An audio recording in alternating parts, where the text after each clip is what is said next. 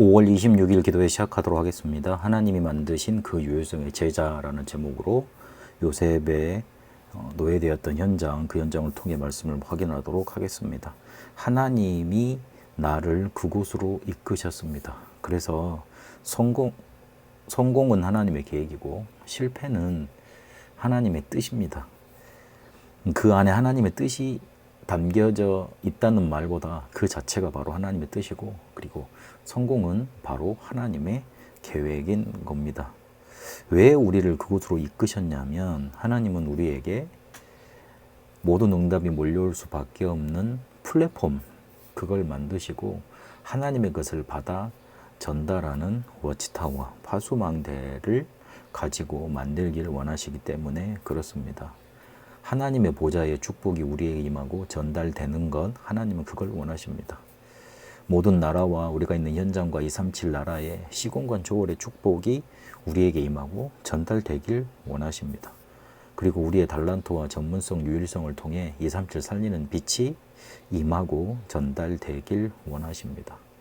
요셉이 노예로 끌려갔고, 그리고 총무가 됐고, 그리고 큰 성공을 하게 됩니다. 그러나 그곳에 하나님이 이끄셨고 하나님이 그 자리로 보내신 겁니다.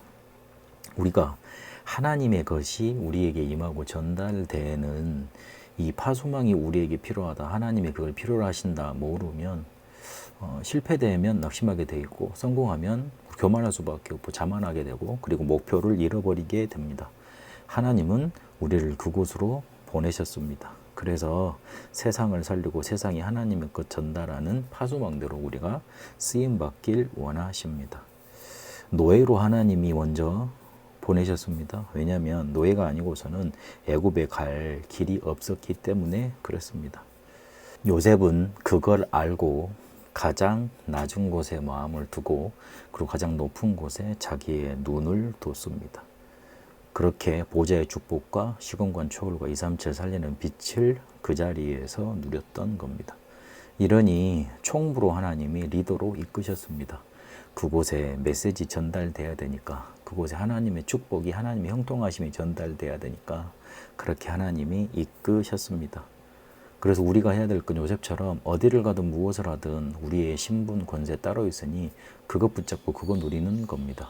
보좌의 축복과 시공간 초월의 응답과 237 살리는 빛이 현실화되도록 그걸 계속 누리고, 이 메시지를 하나님이 주신 이 복음을 전달하도록 우리가 인도받는 겁니다. 잘 성공할 줄 알았는데 하나님이 누명을 씌우셔서 감옥으로 가도록 인도하셨습니다. 그래야지만 높은 사람들을 만나고, 그리고 다른 곳에 하나님이 이끄시는 곳에 계획을 성취할 수 있었기 때문에 그랬습니다. 누명을 쓴 것 같았지만 그 자체로 하나님이 인도하시는 길이었고, 그것이 바로 하나님의 방법이었고 237의 빛을 발하시도록 인도하십니다. 그래서 우리는 항상 보좌 시공간 237 빛의 사실 찾아야 됩니다.